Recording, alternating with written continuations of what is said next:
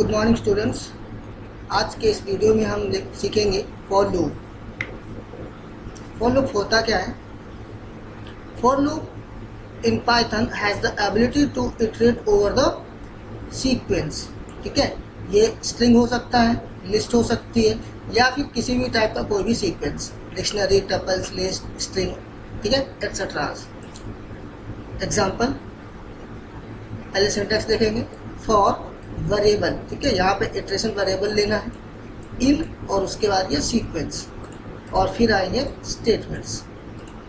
Example के लिए देखिए, जैसे मैंने यहाँ पे ए इक्वल टू अशोक, ठीक है, एक स्ट्रिंग वेरिएबल लिया है ए, और उसमें अशोक एक नेम को स्टोर करा रखा है।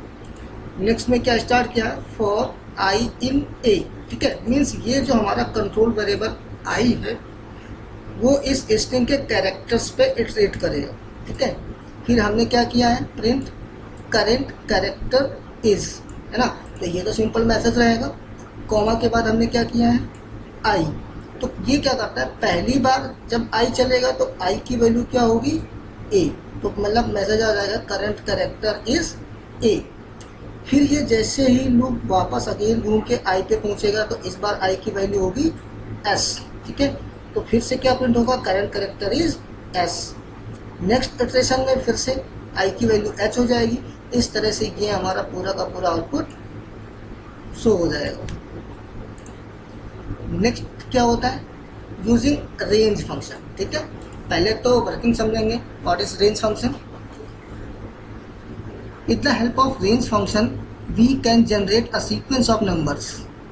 ठीक है, it has 3 arguments, start, stop and step value, but you can skip stop and step value। कैसे? एग्जाम्पल से समझेंगे। जैसे देखिए, मैंने यहाँ पे क्या लिखा? फॉर आई इन रेंज 10, और नीचे क्या है? Print i comma end equal to space. इसका मतलब पहली बार में आई की जो वैल्यू होगी वो 0 से स्टार्ट करता है। ठीक है, और ये जो हमने यहाँ पे केवल एक आर्गुमेंट यूज किया है, इसका मतलब ये होती है एंडिंग इंडेक्स या अपर लिमिट, लूप कहाँ तक जाएगा। ठीक है, और one more important thing that ये जो अपर लिमिट होती है इससे एक कम तक चलता है। ठीक है, इसका मतलब अगर ये देखा जाए तो इसको हम कुछ इस तरह से भी लिख सकते हैं। फॉर आई इन रेंज 0, 10, 1, और फिर आ जाएगा आपका प्रिंट आई स्पेस। तो देखिए ये भाई, ये लूप और आपका ये लूप दोनों सेम होंगे। ठीक है, होता क्या है इसमें? देखिए, स्टार्टिंग इंडेक्स 0, ये हो गई आपकी ending index means upper limit, और ये हो गया स्टेप वैल्यू, लूप को कितना इंक्रीमेंट करना है हर एक स्टेप पे। तो जैसे हमने यहाँ पे starting index and step value नहीं दिया है, तो ये क्या करता है? बाय डिफॉल्ट जो रेंज फंक्शन होता है वो 0 से स्टार्ट करेगा और एक एक का इंक्रीमेंट करता है, मीन्स 0, 1, 2, 3, 4 एंड सो ऑन। तो इस लूप का भी सेम मतलब है, 0 से स्टार्ट करेगा, 9 तक जाएगा, एक एक बढ़ेगा, 0, 1, 2, 3, 4। हाँ, ये याद रखिएगा, ये जो अपर लिमिट होती है इससे हमेशा एक कम तक चलता है, मीन्स 0 to 9। ठीक है, यहाँ मैंने नोट में बता भी रखा है, here in range function starting number and step value are missing. ठीक है, 10 is the stop value. Make sure that in range function it iterates over the sequence like that stop value, sorry, less than stop value। ये हमेशा एक कम तक execute करता है।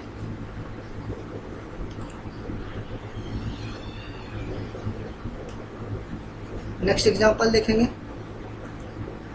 For I in range 5, 10, 2 means loop 5 से start करेगा, 9 तक जाएगा और वहाँ पे 2 का इंक्रीमेंट होगा। मीन्स पहली बार तो 5 से स्टार्ट कर रहा है, मतलब 5 आएगा आई की वैल्यू, फिर एक स्पेस हो जाएगा, फिर 5 में ये जब 2 का इंक्रीमेंट करेगा ना, 2 का, तो 5 + 2 7, यानी कि जो नेक्स्ट नंबर होगा वो 7 होगा। ठीक है, फिर देखिए, फिर जब लूप वापस घूम के जाएगा, उस बार क्या होगा, 2 का इंक्रीमेंट करेगा, 9 पहुँचेगा, ये 9 प्रिंट हो जाएगा। फिर 9 में 2 इंक्रीमेंट करेगा, 11 आएगा, तो ये चूँकि कंडीशन ये कर देगा फॉल्स। क्यों? क्योंकि इस लूप को 9 तक ही जाना था। तो इसका जो फाइनल आउटपुट होगा वो 5 7 9। दूसरा देखिए, for I in range 2, 10, means 2 से स्टार्ट करना है, 9 तक जाना है, और यहाँ पे स्टेप वैल्यू हमने नहीं दी है, इसका मतलब ये बाय डिफ़ॉल्ट 1 1 का ही इंक्रीमेंट करेगा।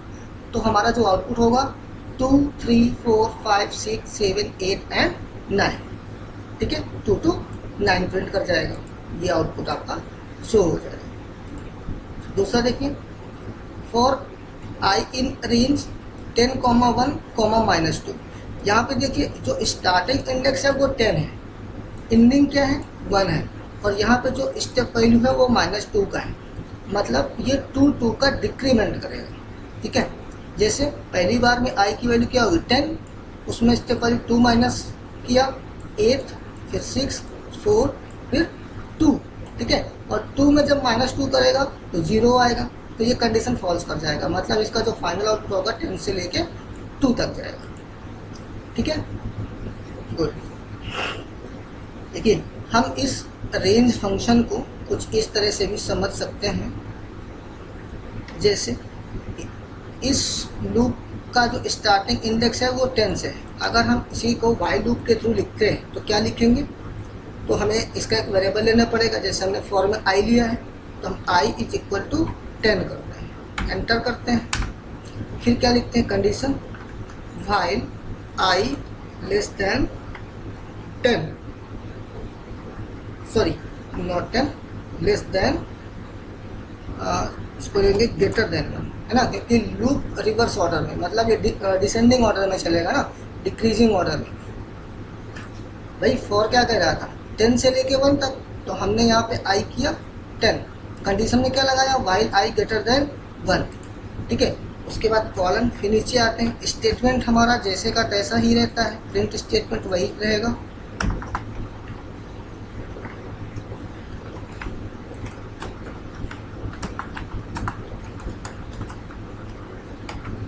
ठीक है, और उसके बाद देखिए यहाँ पे हमने रेंज में क्या यूज किया है, -2 का, तो यहाँ पे क्या लिखेंगे, i - 2। ये देखिए, तो ये आपका यूजिंग वाइल लूप हो गया, और ये आपका यूजिंग फॉर लूप हो गया।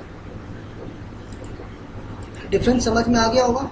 रेंज फंक्शन में क्या होता है, स्टार्टिंग इंडेक्स, अपर इंडेक्स और स्टेप वैल्यू, ये तीनों एक साथ होती हैं, और फिर आपका प्रिंट स्टेटमेंट या जो भी स्टेटमेंट्स होने होते हैं वो आप पुटअप करते हो। वाइल में क्या होता है, पहले स्टार्टिंग इंडेक्स, फिर कंडीशन, उसके बाद स्टेटमेंट्स आते हैं, और फिर इंक्रीमेंट या डिक्रीमेंट आता है, यानी कि स्टेप वैल्यू।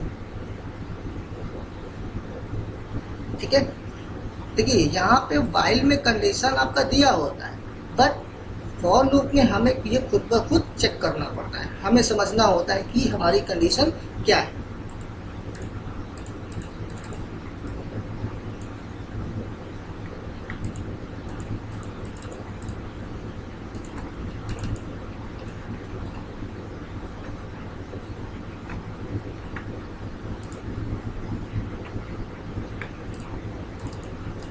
चलिए देखते हैं, हमारा एक प्रोग्राम लेके चलते हैं। Write a Python code to print the factorial of a given number. हमें एक नंबर का फैक्टोरियल निकालना है, और फैक्टोरियल होता क्या है, कोई भी नंबर हो 1 से लेके उस नंबर तक का मल्टीप्लिकेशन फैक्टोरियल आता है। जैसे हमने नंबर दिया 5, तो इसका फैक्टोरियल क्या होगा, 5 × 4 × 3 × 2 × 1। ठीक है, ये जो आपका फाइनल आउटपुट आएगा ये क्या कहलाता है, यानी कि 120 इज अ फैक्टोरियल ऑफ 5। ये 125 5 का फैक्टोरियल हो जाता है। तो हमें ये फैक्टोरियल प्रिंट करना है, ठीक है। तो देखो हमने क्या किया, सबसे पहले n equal to int input enter the number, ये एक नंबर इनपुट करा लेगा। फॉर एग्जांपल हमने यहाँ पे वैल्यू दे दी इसको 5, ठीक है। f इक्वल टू 1, तो यहाँ पे f की वैल्यू क्या हो जाएगी, 1 हो जाएगी, क्लियर। फिर देखिए फॉर i इन रेंज, कहाँ से चलना है, 1 से लेके, है ना।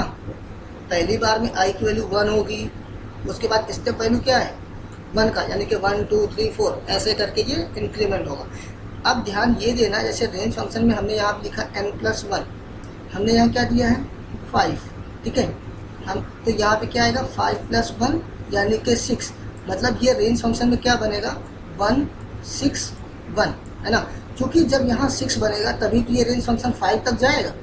अगर हम यहाँ पे n+1 ना करके केवल n प्रिंट करें तो क्या होगा, ये लूप केवल 1 से लेके 4 तक ही जाएगा, जबकि हमें तो 5 तक जाना था।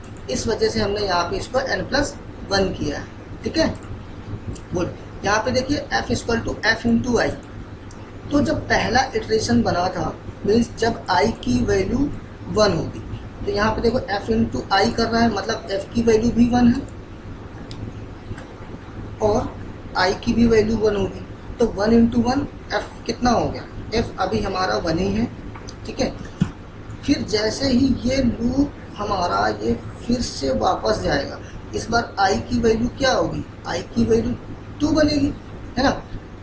तो जैसे ही 2 होगी तो f की वैल्यू क्या है, f है 1 और i की वैल्यू हो गई 2, तो 2 सॉरी तो 1 इंटू 2 कितना हो गया, f की वैल्यू कितनी हो जाएगी 2 हो जाएगी, है ना। फिर देखिए फिर से ये जब वापस जाएगा, इस बार i की वैल्यू क्या होगी 3 होगी, तो यहाँ पे f इंटू 3 करेगा और f की वैल्यू है 2, उसमें जब 3 का मल्टीप्लाई करेगा तो f की फाइनल वैल्यू हो जाएगी आपकी 6। In the next iteration return the loop and the value of i becomes 4, ठीक है, यानी कि f इंटू 4 और f की वैल्यू है 6 और इसमें 4 का मल्टीप्लाई करेंगे तो f की फाइनल वैल्यू हो गई 24, ठीक है। फिर इन द नेक्स्ट इटरेशन जैसे ये लूप वापस गया तो इस बार i की वैल्यू होगी 5, है ना। तो f कितना है 24 इंटू 5 कितना हो जाएगा आपका 120, ठीक है। फिर देखिए जैसे ये लूप वापस घूम के जाएगा तो इस बार i कितना होगा 6, और जबकि यहाँ पे n+1 यानी कि 6, तो 6 लेस देन 6 कंडीशन फॉल्स हो जाएगी, क्योंकि ये लूप तो 5 तक ही जाना था, है ना। हमने नंबर 5 इनपुट किया था, यहाँ पे 6 है, तो 6 से कम 5 तक हमारा लूप हो जाएगा फॉल्स। और जैसे ही लूप फॉल्स हो जाएगा नेक्स्ट प्रिंट स्टेटमेंट क्या है, फैक्टोरियल इज f, तो हमारा आउटपुट कितना आया, f की फाइनल वैल्यू इज 120, ठीक है। तो ये हमारा फाइनल आउटपुट आ जाएगा।